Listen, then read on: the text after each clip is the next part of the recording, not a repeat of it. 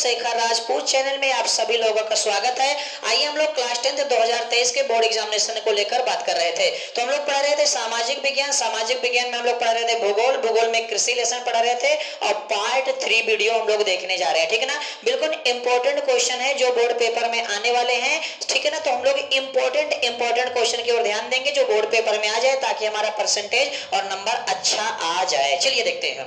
तो यहाँ देखिए, हालांकि 1 2 3 4 5 6 प्रश्न यहाँ दिए गए हैं, तो 6 प्रश्न का हम लोग डिस्कशन करते हैं। ठीक है ना, तो जो हम वीडियो आपको पढ़ाने जा रहे हैं सेम लेक्चर की सेम नोट्स हम आपको देंगे। अभी हम व्हाट्सएप नंबर लास्ट में लिख देते हैं, आप उस व्हाट्सएप नंबर पे मैसेज करेंगे तो सेम लेक्चर की सेम नोट्स हम आपको भेज देंगे। ठीक है ना, फ्री, कोई चार्ज नहीं होगा। चलिए पढ़ते हैं। तो यहाँ पास एक प्रश्न है कि सरकार द्वारा किसानों के हित में किए गए कार्य, मतलब सरकार द्वारा किसानों के हित में कौन कौन से कार्य किए गए, मतलब सरकार ने किसानों के लिए ऐसे कौन कौन से कार्य किए। हित माने भला के लिए, हित माने क्या होता है, भला के लिए, मतलब किसानों के भला के लिए सरकार ने कौन कौन से काम किए ताकि किसान अच्छे से रह सके और अच्छी उनकी फसलें उगाई जा सके और अच्छे से वे किसानी खेती बाड़ी कर सके। तो सरकार ने क्या किया, देखिए सरकार ने सबसे पहले काम किया, जोतों की चकबंदी कराई। जोतों की चकबंदी, सर इसका मतलब क्या हो गया, इसका मतलब जो खेत यानी भूमि बड़े बड़े भाग में थी, मतलब ये एक भाग में है, तो सरकार ने क्या काम किया है, इसे कई टुकड़ों में बंटवा दिया। कितने टुकड़ों में, अर्थात छोटे छोटे टुकड़ों में बंटवा दिया। इसे कहते हैं जोतों की चकबंदी करना। तो इससे खेती करना आसान हो गया, सिंचाई करना आसान हो गया, बीज बोना आसान हो गया, देख रेख करना आसान हो गया। पहले क्या होते थे कि एक खेत बड़े बड़े क्षेत्रों में दूर दूर तक होते थे, तो किसानी करना, खेती करना, सिंचाई करना बड़ा कठिन होता था। तो सरकार ने क्या काम किया, इन खेतों को, इन क्षेत्रों को, इन भूमि को छोटे छोटे टुकड़ों में बांट दिया, जिसे कहते हैं जोतों की चकबंदी। क्या कहते हैं, जोतों की चकबंदी। तो सरकार ने पहला काम क्या किया, सरकार ने किसानों के हित में पहला काम किया कि जोतों की चकबंदी करा दिया, अर्थात छोटे छोटे टुकड़ों में खेतों को बांट दिया। दूसरा काम क्या हुआ, दूसरा काम हुआ जमींदारी प्रथा को समाप्त करना। जी हाँ, जमींदारी प्रथा को समाप्त करना। पहले क्या होते थी, जमींदारी प्रथा होती थी। ठीक है ना, तो जमींदारी प्रथा का मतलब होता था, एक कोई जमींदार होता था, उसका ढेर सारा खेत होता था और वो मेहनत करवाता था, मजदूरी करवाता था। ठीक है ना, तो वो कम भी पैसा देते थे, मजदूरी अधिक मात्रा में करवाते थे, पैसा कम देते थे। तो सरकार ने क्या काम किया, जमींदारी प्रथा को समाप्त कर दिया बिल्कुल से, और सभी लोगों को अपना अपना हक दे दिया, अपना अपना हक दे दिया, और अपने से लोग खेती बाड़ी करने लगे, किसानी करने लगे। ठीक है ना, तो पहला हो गया जोतों की चकबंदी कराना, तीसरा हो गया जमींदारी प्रथा को समाप्त करना। सरकार ने तीसरा क्या काम किया कि नए नए बीजों का निर्माण किया, नए नए बीजों का निर्माण किया ताकि उपज अच्छी हो सके, फसल अच्छी हो सके। आप देखते होंगे बाजारों में नए नए तमाम तरह के बीज आते हैं, कहते हैं भैया इस बीज को ले जाइए, हाइब्रिड बीज है, इसमें बहुत अच्छी पैदावार होती है। धान के अलग अलग वैरायटी है, धान के अलग अलग नाम है, गेहूं के अलग अलग वैरायटी है, गेहूं के अलग अलग नाम है, अलग अलग कंपनियों के नाम है। तो सरकार ने किसका मतलब कि किसानों के हित में क्या किया, अलग अलग बीजों का निर्माण किया ताकि उपज अच्छी हो सके। और देखिए सरकार ने क्या किया, बैंकों की स्थापना कराई। किसकी स्थापना कराई, बैंकों की स्थापना कराई ताकि किसानों को ऋण मिल सके। ऋण मतलब कर्ज मिल सके ताकि वो अपनी किसानी को पूरी कर सके, फसल को बो सके। ठीक है ना, क्योंकि हर किसान के पास तो इतना ढेर सारा पैसा है नहीं कि वो बड़ा सा खेत फंसा के बढ़िया से खेती करना शुरू कर दे। तो जिनके पास जो छोटे स्तर के किसान होते थे उनके लिए बैंकों की स्थापना कर दी गई, वहां से वो किसान ऋण लेने लगे, सरकार से कर्ज लेने लगे और अपनी खेती बाड़ी करने लगे और धीरे धीरे पैसा को जमा करने लगे। तो क्या हो गया, जोतों की चकबंदी हो गया, जमींदारी प्रथा को समाप्त करना हो गया, बैंकों की स्थापना हो गई। और अगला है कि आकाशवाणी। आकाशवाणी एक चैनल आता था ना, आकाशवाणी। तो आकाशवाणी में सुबह सुबह किसानों के बारे में सुबह शाम दोपहर बताया जाता था कि किसान को कैसे खेती करना चाहिए, कौन से बीज लगाना चाहिए और किस समय लगाना चाहिए, और मतलब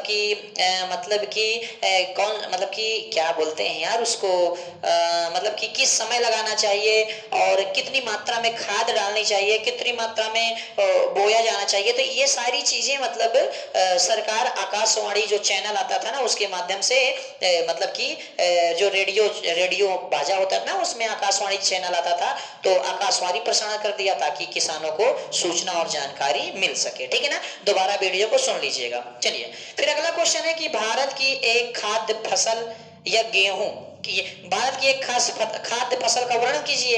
तो खाद्य फसल तो गेहूं भी है, चावल भी है, तो चाहे हम गेहूं का वर्णन करें तो चाहे चावल का वर्णन इसके पहली वीडियो में कर चुके हैं। तो हो सकता है कि प्रश्न पूछ ले डायरेक्ट कि भारत की खाद्य फसल गेहूं का वर्णन कीजिए, भारत की खाद्य फसल गेहूं का वर्णन कीजिए। तो देखिए गेहूं एक प्रमुख खाद्य फसल है। जी हाँ, गेहूं एक प्रमुख खाद्य फसल है। खाद्य मतलब खाने पीने वाली फसल है। ठीक है ना, और गेहूं जो है उत्तर तथा उत्तर पश्चिम क्षेत्रों में उगाई जाती है। कहाँ उगाया जाता है गेहूं? अधिक मात्रा में उत्तर तथा उत्तर पश्चिम क्षेत्रों में उगाया जाता है। गेहूं अधिक मात्रा में उत्तर तथा उत्तर पश्चिम क्षेत्रों में उगाया जाता है। इसके अलावा गंगा नदी के सतलुज मैदान में तथा दक्कन की काली मिट्टी में उगाया जाता है। गंगा नदी के सतलुज मैदान में तथा गंगा की काली मिट्टी में उगाया जाता है। ठीक है ना, और ये गेहूं जो है ना, गेहूं लगभग अक्टूबर से दिसंबर के माह में अर्थात शीत ऋतु के महीने में बोई जाती है। शीत ऋतु मतलब ठंडी के महीने में। अब इस समय देखिए नवंबर समाप्त हो गया, दिसंबर की आज 8 तारीख है,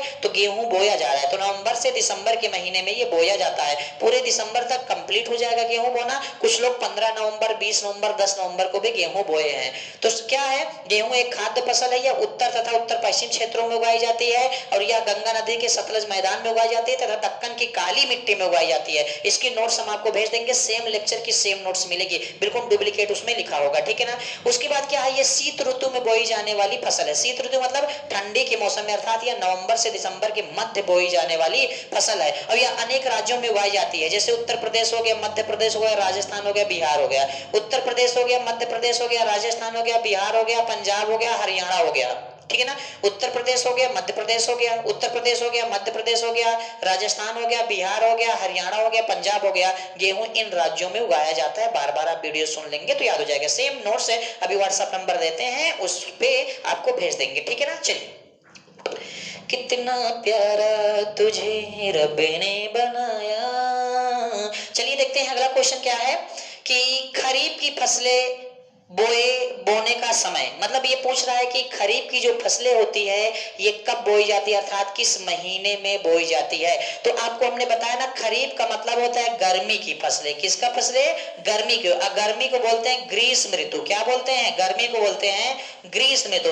अर्थात खरीफ की फसलें ग्रीष्म ऋतु में बोई जाने वाली फसल है। ग्रीष्म ऋतु मतलब गर्मी के महीने में बोई जाने वाली फसल होती है, अर्थात जून जुलाई के मध्य खरीफ की फसलें बोई जाती है। कब बोई जाती है? जून जुलाई के मध्य खरीफ की फसलें बोई जाती हैं। हालांकि एक आध दो किसान कुछ ऐसे भी होंगे जो बहुत पहले बो लेते होंगे, लास्ट में बोते होंगे, वो मायने नहीं रखता। मायने ये रखता है कि माना क्या है।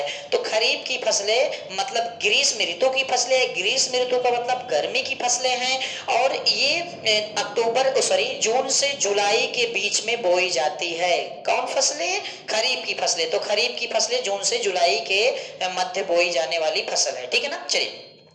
कह रहे हैं कि रबी की फसलें कब बोई जाने का समय। तो रबी का मतलब होता है शीत ऋतु, और शीत ऋतु का मतलब होता है ठंडी का मौसम। ठीक है ना, रबी का मतलब होता है शीत ऋतु, और शीत ऋतु का मतलब होता है ठंडी का मौसम। तो रबी का मतलब क्या होता है? ठंडी के मौसम में बोई जाने वाली फसल को रबी की फसल कहते हैं, अर्थात शीत ऋतु में बोई जाने वाली, शीत माने ठंडी, तो शीत ऋतु में बोई जाने वाली फसल को रबी की फसल कहते हैं। और इस समय आप देख रहे हैं ये दिसंबर चल रहा है, दिसंबर से पहले नवंबर था, तो नवंबर से दिसंबर के बीच में, नवंबर से दिसंबर के बीच में रबी की फसल बोई जाती है। कुछ लोग सितंबर के अंत में भी बोया करते हैं। ठीक है ना, जैसे कुछ लोग देखिए रबी की फसल क्या हो गई, चना हो गया, मटर हो गया, गेहूं हो गया, जौ हो गया, सरसों हो गया। तो कुछ लोग सितंबर के लास्ट महीने में भी बोए हैं, कुछ लोग नवंबर में बोए हैं, और दिसंबर में भी अभी बोया जा रहा है। जैसे गेहूं आपका क्या है? रबी की फसल है, अभी बोया जा रहा है। समझ रहे हैं ना। मटर आपकी क्या है, रबी की फसल है, कुछ लोग 10 दिन पहले बोए हैं, ठीक है ना। दिसंबर के महीने में कुछ लोग बोए हैं, तो कुछ लोग नवंबर के महीने में बोए हैं, तो कुछ लोग लास्ट सितंबर भी बो देते हैं, ठीक है ना। अब तो सब समय चेंज हो गया, जब मन करे तब शादी करो भाई, ठीक है ना। 12 मास वही चीजें हैं कि जब मन करे तब शादी करो। 12 मास कहने का मतलब यह है कि 12 मास आप किसी भी फल को प्राप्त कर सकते हैं, अर्थात जब मन करे तब लोग बोते हैं, कोई समय सीमा ही नहीं बची है।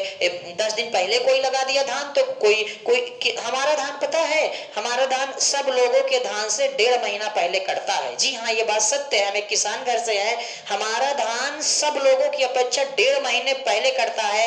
आके पता करिए, 1.5 महीना पहले। अब इसका मतलब क्या हुआ, इसका मतलब हुआ हम लोग के पास पर्सनल का ट्यूबवेल है ना, तो पहले लगा देते हैं। तो इसका मतलब ये नहीं कि अगर हम बहुत पहले लगा दिए तो उसी महीने में बोया जाता है, नहीं, ऐसा नहीं है।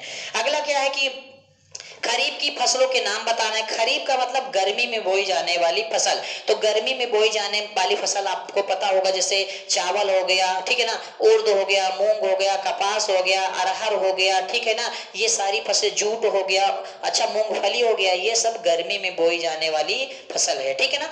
और कभी कभी जुबान से गलत भी निकल जाता है, अगर गलत निकले तो थोड़ा सा उसको बताइएगा, उसको देखेंगे। अब फिर क्या है, रबी की फसलों के नाम लिखिए। तो रबी का मतलब होता है ठंडी, ठंडी मतलब शीत ऋतु। तो ठंडी में भी बताया ना, अभी सितंबर अक्टूबर नवंबर के मध्य में बोई जाने वाली फसल है, तो इसमें क्या बोया जाता है, चना हो गया, मटर हो गया, गेहूं हो गया, सरसों हो गया, जौ हो गया, ये सितंबर के मध्य में बोई जाने वाली, अक्टूबर से नवंबर के मध्य में, मतलब रबी की फसल है। देखिए, ये हमारा व्हाट्सएप नंबर है 760 72 73 355। अगर आप इस व्हाट्सएप नंबर पे मैसेज करते हैं, नंबर याद कर लीजिए, याद रखियो ये चार के छल प्यारी के, ये नंबर आप लोग याद कर लिए, ठीक है ना। नंबर याद कर लीजिए 760 72 73 355। तो इस नंबर पे आप मैसेज करेंगे तो ये जो सेम लेक्चर हमने अभी अभी यहाँ दिया ना, ये सेम लेक्चर की वीडियो जो हमने अभी दिया ना, सेम नोट्स हम आपको भेज देंगे, आपके पास नोट्स पहुंच जाएगी बिल्कुल आसान लैंग्वेज में, और आप वहां से भली भांति अच्छे से पढ़ाई कर सकते हैं। तो बातें समझ में आ रही ना। आप कंटिन्यू वीडियो पढ़ते जाइए और हम पढ़ाते जाते हैं, आप लेक्चर सुनते जाइए, हम सुनाते जाते हैं, आप बेहतरीन पढ़ते जाइए, हम पढ़ाते जाते हैं, और परसेंटेज बहुत ही अच्छा आएगा। ये वे क्वेश्चन है जो बिल्कुल बोर्ड एग्जाम में आने वाले क्वेश्चन है। बेवजह के क्वेश्चन आपको नहीं बता रहे हैं क्योंकि टाइम कम है, इसलिए वही क्वेश्चन बता रहे हैं जो बोर्ड पेपर में आएगा। कुछ लोग कहेंगे सर आपको पता है क्या, हाँ पता है, यही आएंगे, ठीक है ना, यही आएंगे, पता है। और नहीं तो बोर्ड पेपर के बाद जब पेपर का आप इसमें मैच करेंगे ना, तब आप पछताएंगे, यार सर तो बोल रहे थे, हम सुने ही नहीं। तो सुन लो भैया, यही आएंगे, ठीक है ना, यही आएंगे, यही आएंगे, यही प्रश्न आएंगे, बिल्कुल फिक्स है, यही आएंगे। तो आप लोग इसे क्या करेंगे, इसे आप लोग क्लियर कर लीजिए, पढ़ते जाइए, नोट्स हम आपको दे देंगे। बातों को समझिए, बातों को समझिए। गाना सुनेंगे क्या, गाना सुनेंगे क्या, गाना क्या सुनेंगे, गाना, गाना ना सुनिए, चलिए। तो इसको पढ़िए और बढ़िया से मेहनत करिए, ठीक है ना। तेरा गम अगर न होता तो शराब में न पीता। मैं शराब नहीं पीता भैया, मेरे पास तो कोई नशा ही नहीं है। तेरा गम, तो सर गाना क्यों गा रहे हैं, अरे गाना गाने का मतलब ये थोड़ी कि हम पीते हैं। तेरा गम अगर न होता तो शराब में न पीता, ये सितम अगर न होता, टिंग नंग नंग नंग नंग नंग नंग नंग नंग। चलिए दोस्तों, okay, thank you, thank you, thank